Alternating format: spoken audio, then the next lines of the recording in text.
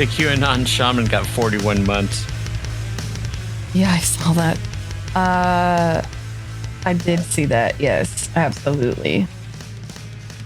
Hello and welcome to Learning the Law, a podcast about all things legal with a focus on current events, where we try to teach you things in an hour.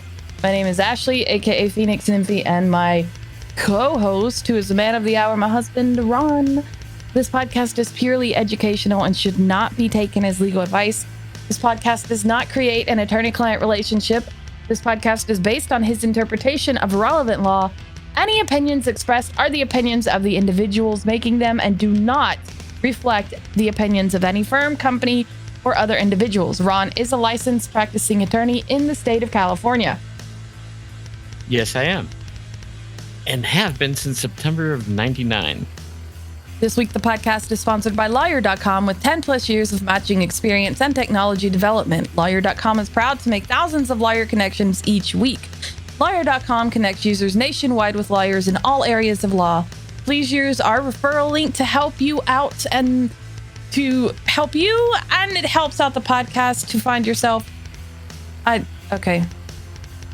Just use our referral link. You'll help out the podcast and it'll help yourself. Yeah, we're just going to move on from that. That was a terrible intro.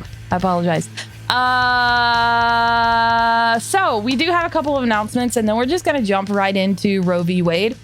So we have started going live on TikTok. Sunday was our first time doing this, and we actually got quite a few people coming in and asking us questions. So we're going to start doing lives on TikTok at least once a week, usually going to be Sundays, might have a couple more during the week. So keep an eye out on that. That's going to be over on my TikTok, which is Phoenix Nymphy.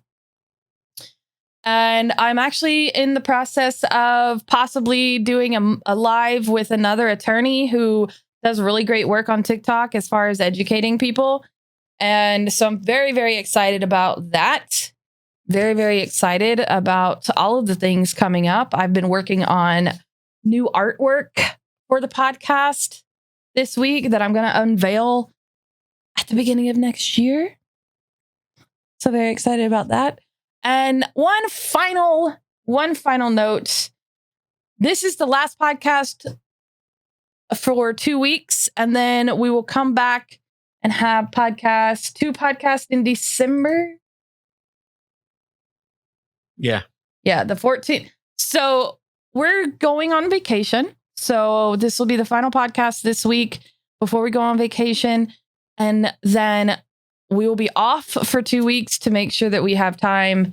We're not stressed or anything like that. And then we'll be back on the 14th of December. And then the 21st will be our final podcast episode for the year. And then we will be back in January. I don't have the actual date for that yet, but it will probably be mid-January because I would like a proper month to prepare and get everything situated and ready for the new year, because we've got a lot of exciting things that are coming out next year. It'll give me time to get the Patreon set up. It'll give me time to just kind of fine tune graphics and stuff like that. So thank you to everyone who is following us. Thank you to everyone on TikTok. That seems to be where our content is exploding. So without you, we would not be here. So thank you so much for listening. We really appreciate it. And now we're going to jump into Roe v. Wade. Okay. As you recall, hopefully we got through the history of abortion through the British common law. And that takes us to the American law and the history in America. If you are following along with us, we will be on paragraph 45. And the links to all of this stuff is in our show notes, which is over on twolazydogs.sites/learningthelaw. Yeah. And you will see up until the mid 1800s that the English common law was in effect in all but just a couple of the states in the US. So basically an abortion before the quickening was fine, but after the quickening, there was some criminal penalties for it. And then Which, as a reminder, the quickening is they called the quickening about 16 weeks, which is going to be about into your second trimester. Right. And the quickening was when you could first feel the baby move. Yes. Okay. So the first state to enact abortion legislation in 1821 was Connecticut. And basically, it was called the Ellenborough's Act, and it related that a woman quick with child. I'm sorry. That is Lord Ellenborough's Act? What did I say? You just said Ellenborough? Oh, there's a Lord in front of that Ellenborough? Yeah, okay. You're right. So death penalty was not imposed, but it also used quickening. So an abortion after quickening was made a crime. And before quickening was only made a crime in that state in 1860. So it was a crime to have abortion in the year 1860. Yeah. And basically what you'll find... Okay, hold up. They adopted this law in 1821. Correct. But then like 1 year out of all of after adopting that, if you got an abortion at all, it was a crime. Basically 40 years after that. Wow. Okay. But it was just enacted for 1 year. It was just a crime for 1 year. No. Okay. What is... It was adopted in 1821. Yes. So, and that basically put into law what was the general common law. Right. Okay.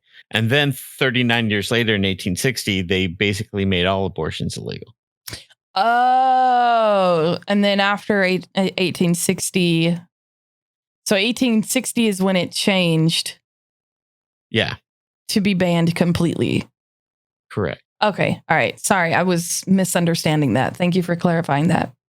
Okay. And then in 1828, New York enacted legislation that was basically to serve as a model for the early anti-abortion statutes.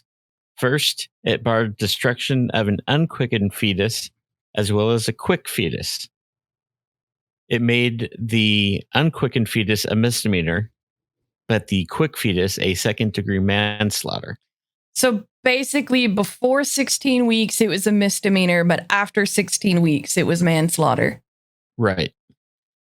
Okay. So misdemeanors back then, you did get thrown in jail, generally, because that's just the way they were for a few months. And then, second-degree manslaughter, it would be years. Right. And secondly, it incorporated a concept of a therapeutic abortion by perverting. What is that word? I apparently come up with new words and wrong words all the time, but providing that an abortion was excused if it shall have been necessary to preserve the life of the mother. So so they put an exception to the law. Or shall have been advised by two physicians to be necessary for such purpose. So basically, you had to have two doctors that said it was medically necessary. Okay. And keep in mind, as stated in previous podcast, in the last podcast and the podcast before, up until this happened, abortion was a common practice across the board, everywhere. Yeah. Before they started putting these laws into place, abortion was a common practice. So 1860 is really not that long ago. No, it's 150 years. Yeah. So, and basically what you then had was 1860 was also the year before the start of the Civil War. And it wasn't until after the Civil War that legislation in the states began to replace the common law. And then most of the states, because in 1840, for example, when Texas came into the U.S., that might have been, they may come in a little earlier, but 1840, there's only 8 states that had laws dealing with abortion itself. Otherwise, it was just the English common law. Right, And- because at this point you had the colonies, the first colonies, and then everything else was territories at this point. Like, you don't have a whole lot of states right now in the 1860s. It's mostly the southern states, Georgia, Alabama. I think Florida was a state at the time. Probably. California was. But everything in the middle was still pretty much territory. I don't know if Oklahoma, I don't have the dates. I don't keep up with the dates of when all of the states were created states. But we didn't have the 51 states that we have now. And I say 51 because Puerto Rico is a state. Well, currently it's a territory. It's a state. Anyway. It's a state when they say it's a state. It's a state that is not taken care of. Anyway, I will digress. We will move along. That's a completely different subject. Anyway. Okay. So basically, after the Civil War, you get all these laws put on the books as opposed to common law, which was just handed down from court case to court case. And most of the laws that were put in after the Civil War still had the quickening as for lack of a better term, a deadline. Before quickening, they were pretty lenient laws, fines, minor misdemeanors. After quickening, manslaughter. I don't know if any of them were murder, but I wouldn't have doubted somewhere along the line. And usually, most of the statutes had an exception for one or more physicians to determine that it was necessary to save the mother's life. And then gradually, as you go from the 19th century... I'm curious. They don't actually talk about why. They don't talk about what... I'm curious what the influence was that caused this to be a thing. I'm pretty confident I know, but I do find that interesting that they don't put... Granted, this is from the Supreme Court, but would they... Well, I guess they wouldn't put the influences in there, would they? They would just state when the dates and when this happened. Because, I mean, right now we're going over the history of abortion that's in this Supreme Court document.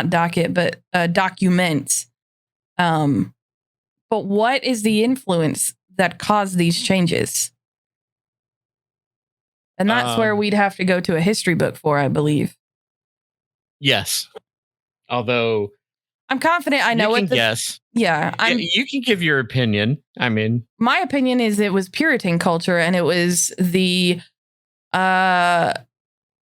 equivalent of the current GOP pushing for it. It was Puritans. Like, I mean, especially since it started in 1860, I could definitely see the Christian Southern states wanting to keep every child because they need bodies. Oh, as a side note, the Union needed bodies too, because that's how they actually won the war. Well, so anyway, that's my opinion on that. I would have to go look up, a history book to get confirmation or not, Okay, I can't say you're right. I can't say you're wrong. No. But I have a feeling the same people that are pushing for it now were the same people pushing for it back then. Because they're also the same people who were like, school marms can't be married. Like, you can't be a teacher and be married, which I always felt was weird. Well, yeah, that was true in some areas back in the day as well. Anyway. But generally, as you go from the 1800s into the 1900s and 1950s, a large majority of the jurisdictions had outright banned abortion. They got rid of the quickening distinction. Mm-hmm. There were some exceptions, Alabama, DC, and there were some other states that permitted, quote, not unlawfully performed, which leaves interpretation. It was very vague, you know? And this absolutely is an influence from the alt-right Christian, whatever, racist bigots. Because what have we said before? Abortions disproportionately affect marginalized communities. So it is absolutely racist in nature. Generally speaking, yes. No, not generally. It is. It is. Anyway, continue. As they're writing this in 1973, they say, in the past several years, however, a trend towards liberalization of abortion statutes has resulted in adoption by about 1/3 of the states of less stringent laws. So the pendulum at the beginning of the country quickening deadline, and then that pendulum swung into total outright banning, and then the pendulum started swinging back again. And they sum it up. You know, they say it is in 47. It's apparent that at common law at the time of the adoption of our Constitution and throughout the major portion of the 19th century, abortion was viewed with less disfavor than under most American statutes currently in effect. Meaning? Phrasing it in another way, a woman enjoyed a substantially broader right to terminate a pregnancy than she does in most states today. Right. At least with respect to the early stage of pregnancy, and very possibly without such limitation. And a lot of these changes started happening during the civil rights movement? The 60s. 60s and 70s, when women started burning their bras and feminism was becoming a lot more prominent. And 100 years to get that pendulum to swing a little bit more left so that women have rights to their own body. I believe this was the same time they came out with the birth control pill. Oh. Just as a note, I believe it was in the 70s. I can look that up real quick while you're still reading. Okay. So you were asking about influence. And we'll jump to, we don't jump. We'll go to paragraph 1960. 48. There you go.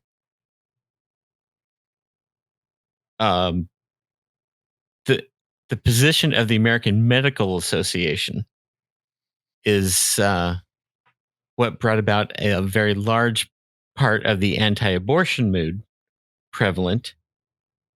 And you can see in paragraph 49, the AMA Committee on Criminal Abortion was appointed in May 1857.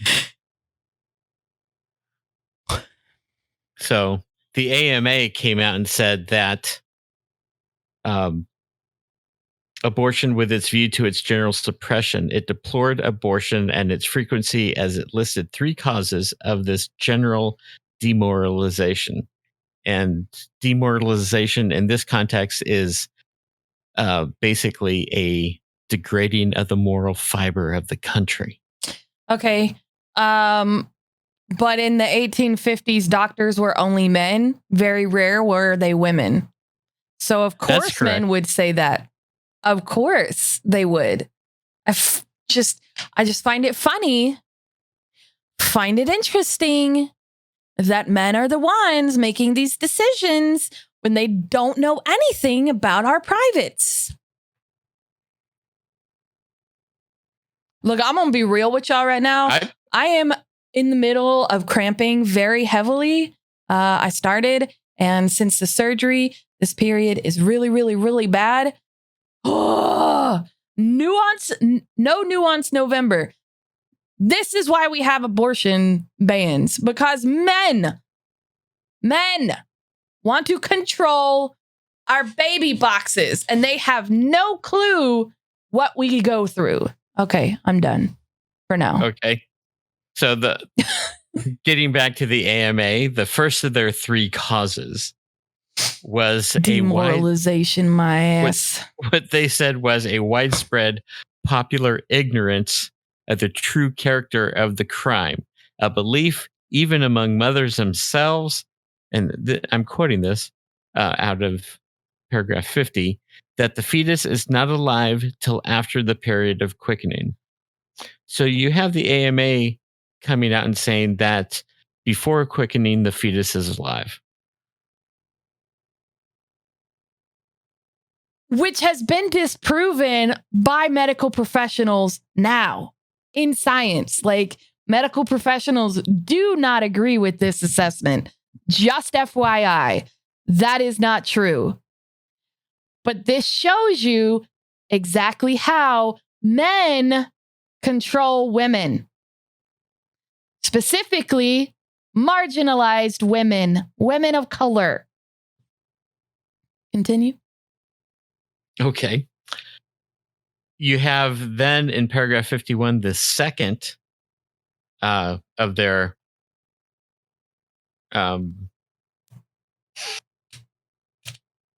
causes. And it says the second of the agents alluded to is the fact that the profession themselves are frequently supposed careless of fetal life. What does that even mean? So you have the AMA saying that doctors are wrong to perform abortion. Is this even created by, like, are there even doctors on this board? Usually the AMA was doctors, and I don't know what the because they're now calling out their own people, saying that their own people are wrong. Like, is it just me, or does this sound very familiar? What do you mean? Anti-vax nurses.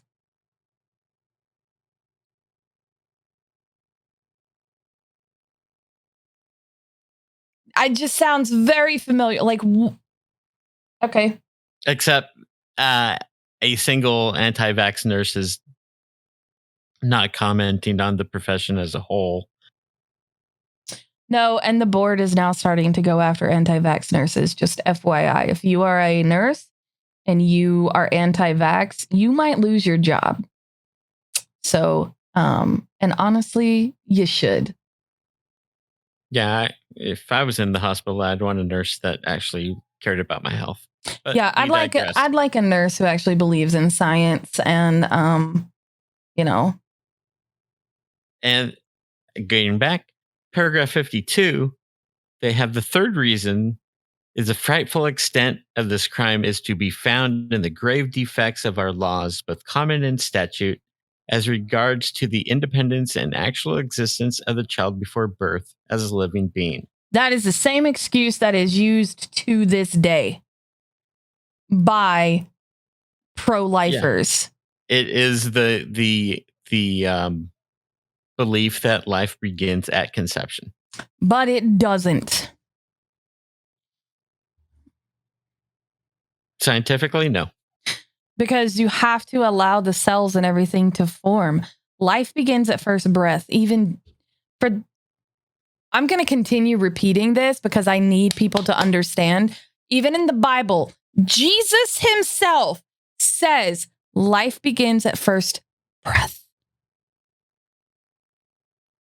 And one of the things that people like to refer to is in Psalms. There's a psalm where he's talking about I thought of you in the womb. That doesn't mean you're alive. Like the way the teachings are in Christianity, God knows and has known everything that would ever exist. So of course he knows about you in the womb and before you even existed in the womb and before you existed out of the womb. That doesn't mean you're alive. That means he understood your soul existed, right? That means they understood your soul existed. So this is not a religious podcast, but that's my 2 cents when it comes to that argument with Christians. So continue on. Okay. Then in paragraph 54, you have another report from this committee in 1871 that ended with the observation, quote, "We had to deal with human life. In a matter of less importance, we could entertain no compromise. An honest judge on the bench would call things by their proper name. We could do no less." And it pro-offered resolutions recommending, among other things, that it be unlawful and unprofessional for any physician to induce abortion or premature labor without the concurrent opinion of at least one respectable consulting physician. And then Meaning a physician that they think that thinks like them. And then always with a view to the safety of the child, if that is possible. And calling, quote, "the attention of the clergy of all denominations to the perverted views of morality entertained by a large class of females, I and men also, on this important question." What? You're bringing in religion? You're bringing religion into this? AMA is bringing in religion. That's not your job.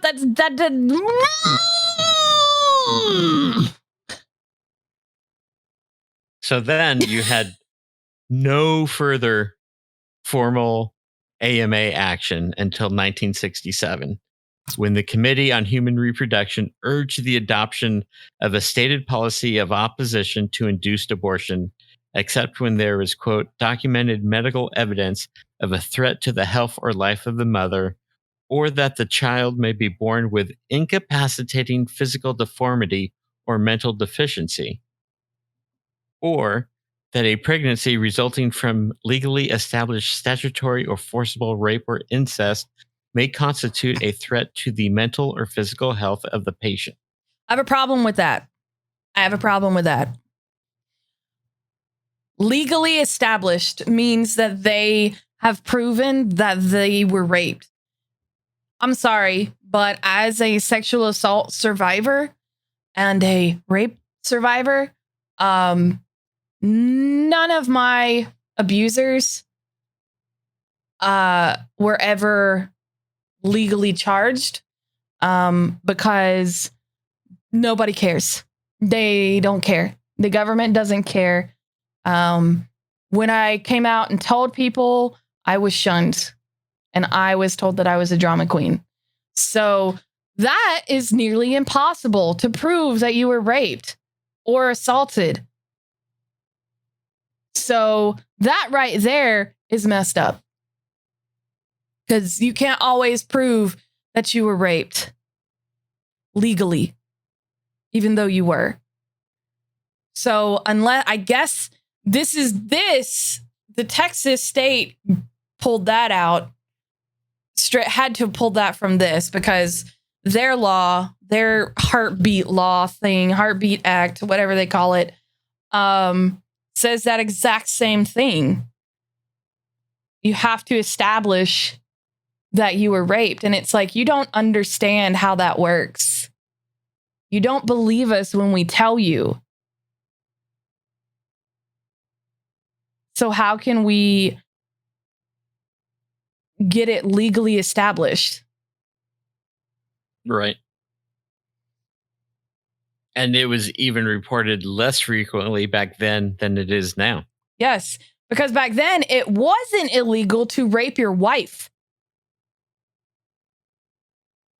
That is true. I believe it. I don't know if that's true in all 50 states, but I know a vast majority of them, that's true. A vast majority of states did not change that law until like 80s, 90s.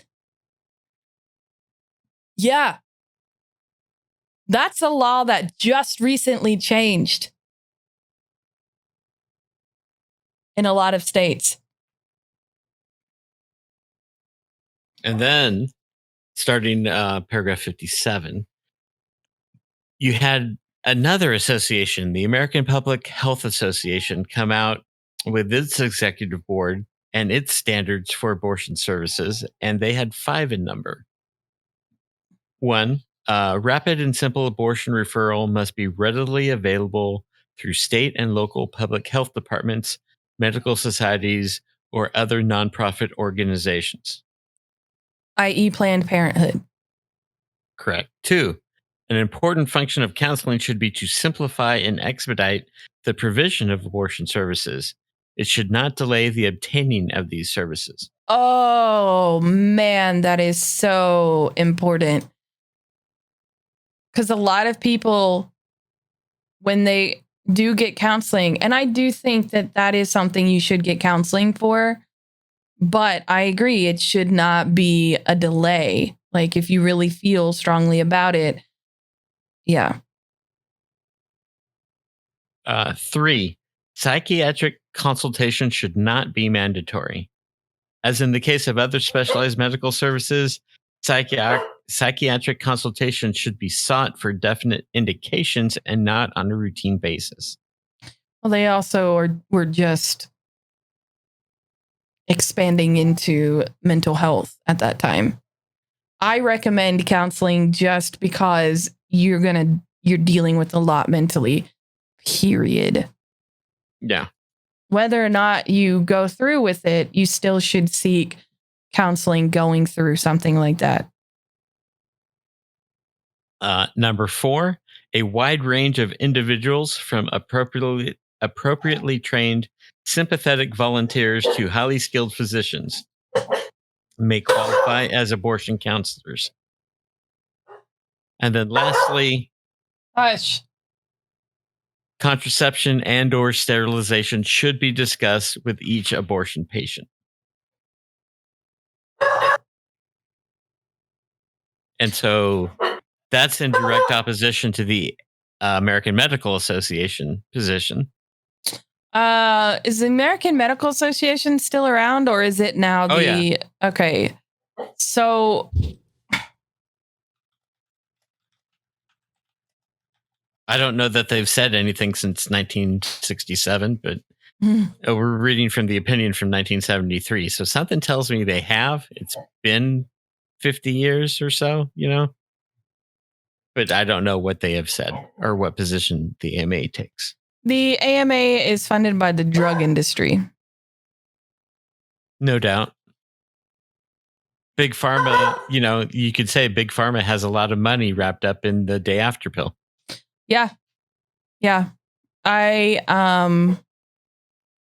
According to quick Google searches, the AMA is funded by Big Pharma. So, Big Pharma will be for whatever makes them the most money. Yeah, exactly. So, they're not really a reliable source. No, but back in the 1850s when all of their influence started, right? There really wasn't a big pharma at that time. No, but there were people in Congress who wanted to make money. Oh yeah, people in Congress always want to make money. That's why they come out millionaires. See, and that's what strikes me. That's why, when I read that, when we first read that, I was like, that just something doesn't seem right here. This just doesn't seem, yeah, okay, these are doctors being paid to say that. These are people being paid to say that. They don't care. And then you got also in that report from the Public Health Association, you had factors pertinent to the life and health risks associated with abortion were three that were recognized as important. Number one, skill of the doctor. Number two, the environment in which the abortion is performed. And three, the duration of the pregnancy at the time the abortion is performed, as determined by uterine size and confirmed by menstrual history. Just to let you know, the American Public Health Association was funded by doctors. Okay, good to know. I did not know that. Yep. And they said that a well-equipped hospital offers more protection to cope with unforeseen difficulties than an office or clinic without such resources. Which, that's true. That's where you get the term the back alley abortion. Mm-hmm. The factor of gestational age is of overriding importance. Thus, they recommended that abortion in the second trimester and early abortions in the presence of existing medical complications be performed in hospitals as inpatient procedures. For pregnancies in the first trimester, abortion in the hospital with or without overnight stay is probably the safest practice. However, an abortion in an extramural facility, is an acceptable alternative, providing arrangements exist in advance to admit patients promptly if unforeseen complications develop. And it gave standards for abortion facility. So that's where the Public Health Administration.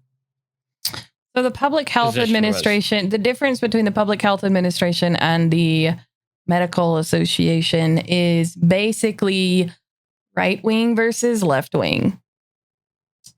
Yeah, pretty much. I mean, honestly, if you just look at Wikipedia, the AMA is a professional association and lobbying group. That's what they're titled as. They are a lobbying group. And they are associated with several big pharmacies now.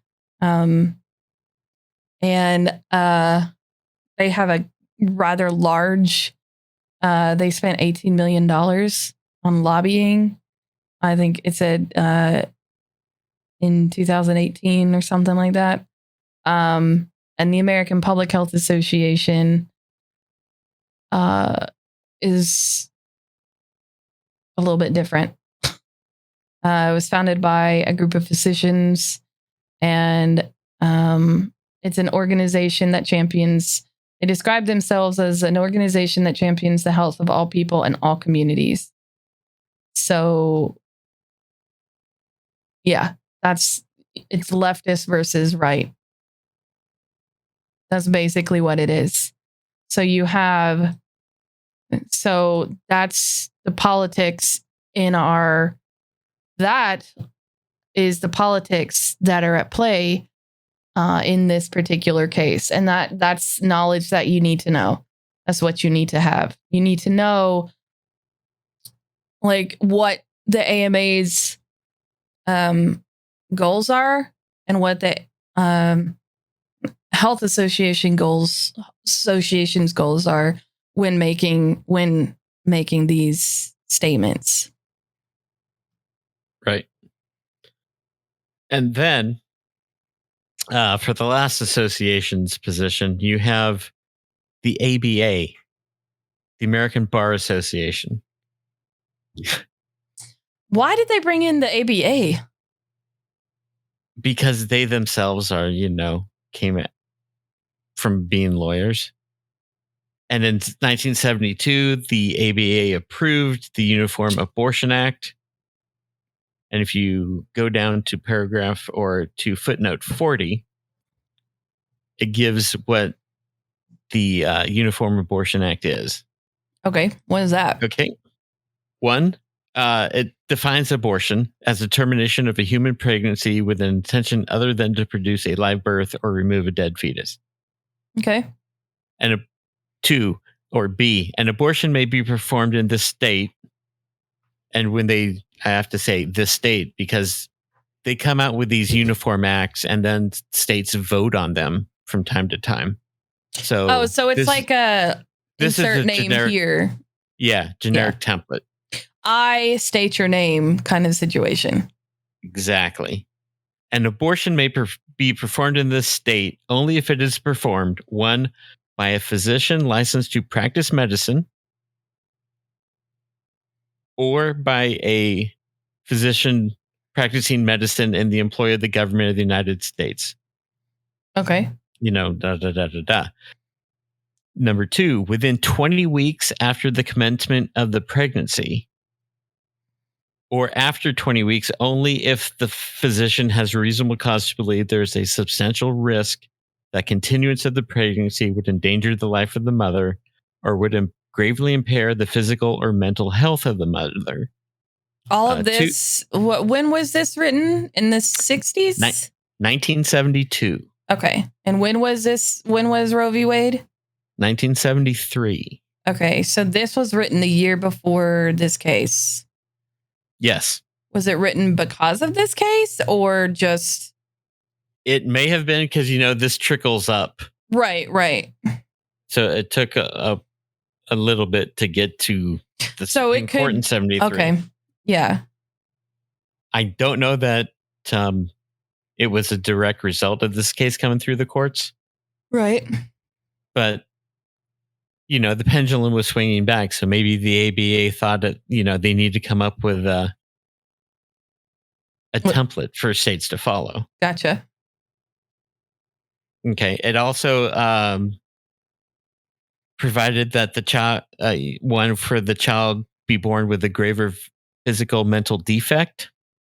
So after 20 weeks, abortion was fine. And that if the abortion resulted from rape or incest or illicit intercourse with a girl under the age of 16 years. Now, that does not say what the law said earlier about legally provable, Right. Okay. Section 2. Any person who performs or procures an abortion other than authorized by this act is guilty of a felony, and upon conviction thereof may be sentenced to pay a fine not exceeding $1,000 or imprisonment in the state penitentiary not exceeding 5 years or both. $1,000 ain't nothing to a doctor, though. No, $1,000 is a lot of money to somebody who procures it. Oh, well, yeah, it does say procure. Yeah, that's true. Although 5 years is a long time for a doctor to go to jail.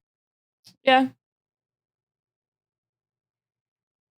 And then this act shall be construed to effectuate its general purpose to make uniform the law with respect to the subject of this act among those states that enact it. So part of the purpose of this act is to get a uniform abortion law equivalent among all the states. Gotcha. Doesn't always happen with their uniform templates. Right. And then basically it just says if any act of this, if any provision of this act or application is held invalid, the invalidity does not affect other provisions of the act. Meaning? If Section 3 is held to be invalid, illegal, unconstitutional, all the other sections can still be in effect. Oh, okay. Yeah. And that's basically that law, their uniform law. Now, did they stick with that law after Roe v. Wade, or will we find that out in the... That was just a proposed law. Oh, that's just a proposed thing. Okay. Yeah, that's just a template. Okay. But, so the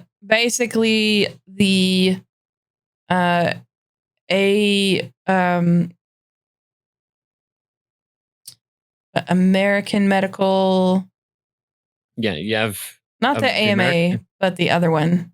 The ABA, American Bar Association? No, the APHA. Or the Public Health. The Public Health Association. That's why they pulled in the Bar Association to come up with something, is what it sounds like. Yeah, it sounds like they pulled in all three to get some kind of Uniformity. and compromise going. Yeah. Smart move. Okay. And so that was paragraph 68. Yep. And we come to paragraph 69, where they're still going into a history lesson. I find it interesting that they put all of this history in here, which is good. Like, because I'm learning a ton. As am I. Paragraph 69 says 3 reasons have been advanced to explain historically the enactment of criminal abortion laws in the 19th century and to justify their continued existence. It has been argued occasionally that these laws were the product of a Victorian social concern to discourage illicit sexual conduct. However, Texas, does not advance this justification in the present case, and it appears that no court or commentator has taken this argument seriously. Right, because their minds are also still in that Victorian social concern.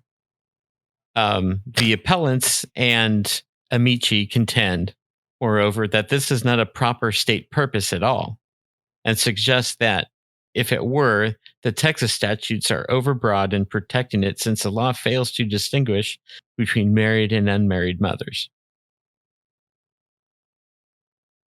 What? So there we go. Also, what does Amici contend mean?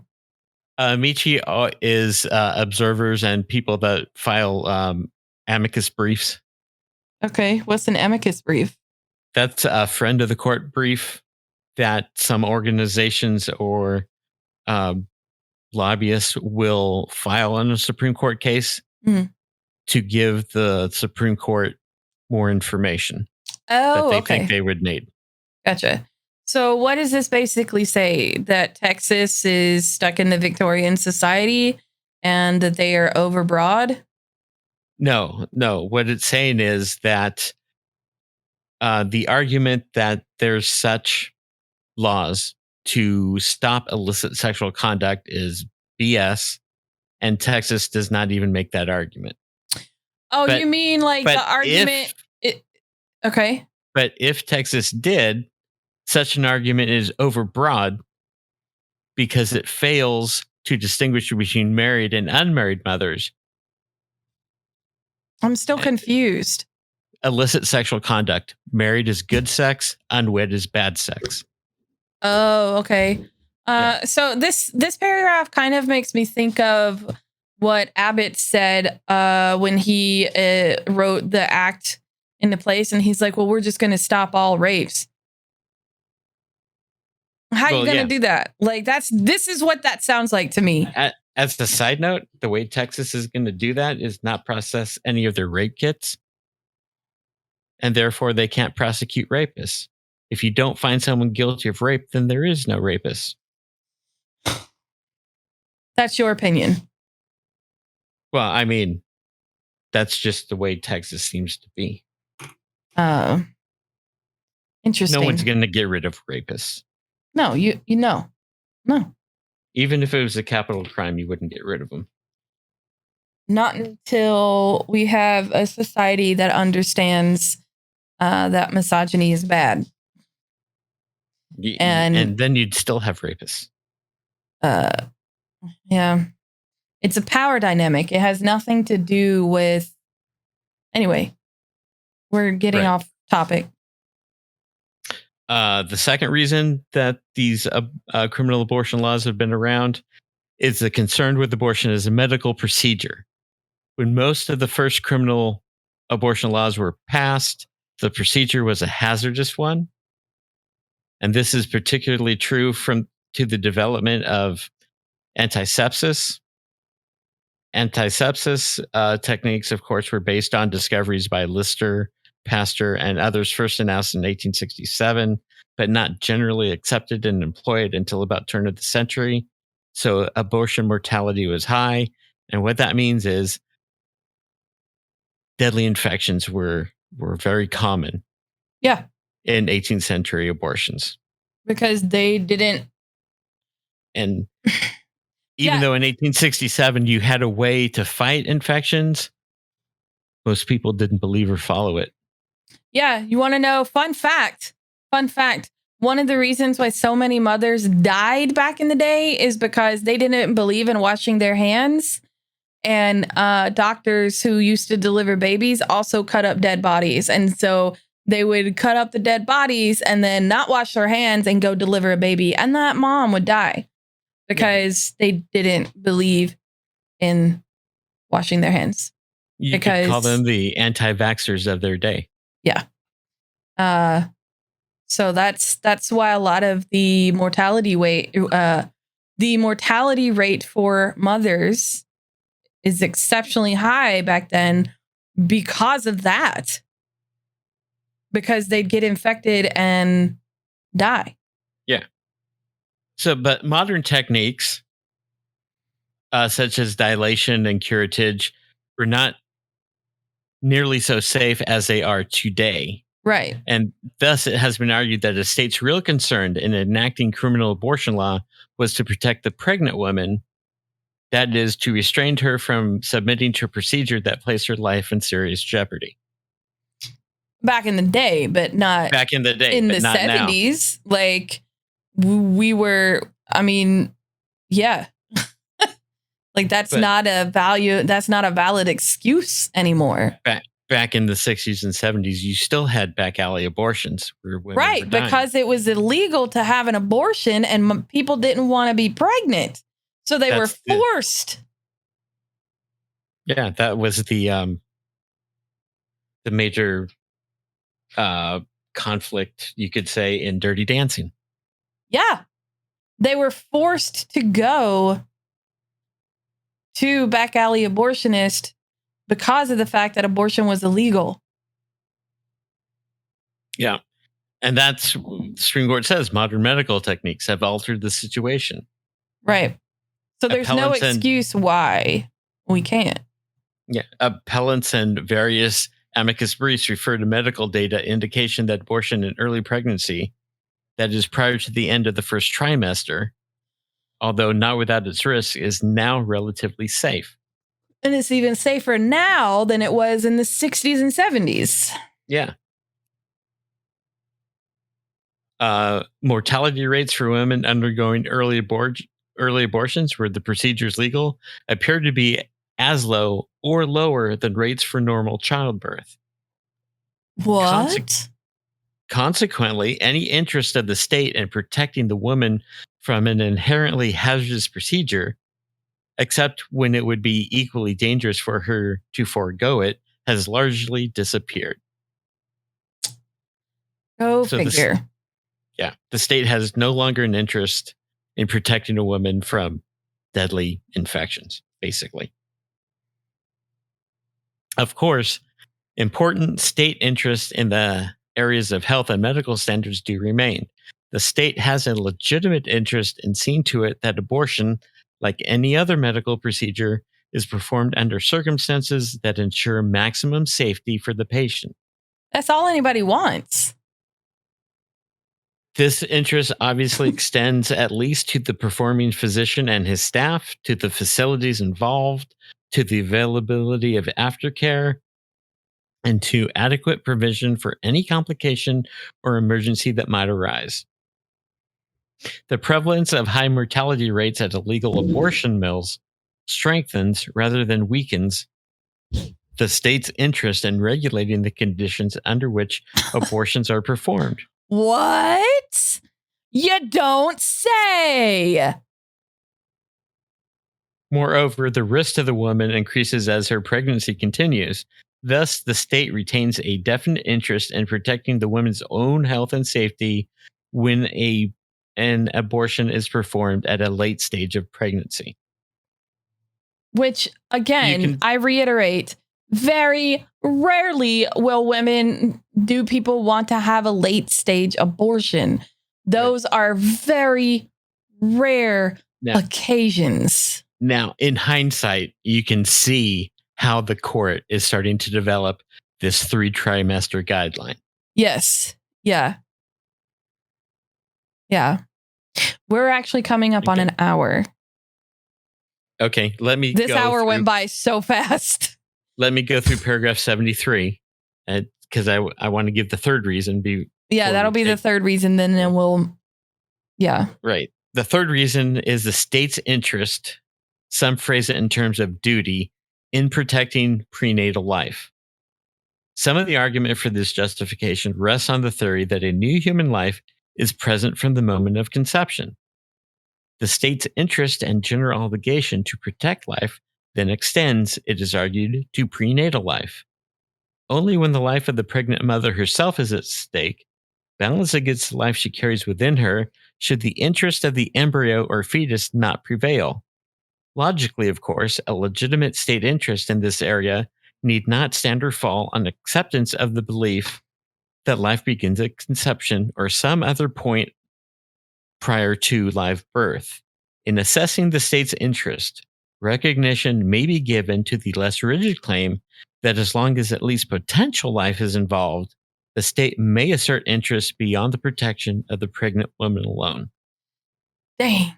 It was so good. And then crap. I like the state interest in this area need not stand or fall on acceptance of belief that life begins at conception or at some other point prior to live birth. Leave it. That's it. That's all you needed to say. Y'all didn't need to continue because the rest of it doesn't matter whether or not the state believes, because this is not it doesn't matter. And I will say that I have learned recently that abortion rights have been completely removed from, oh my God, I forget. I believe it's Poland.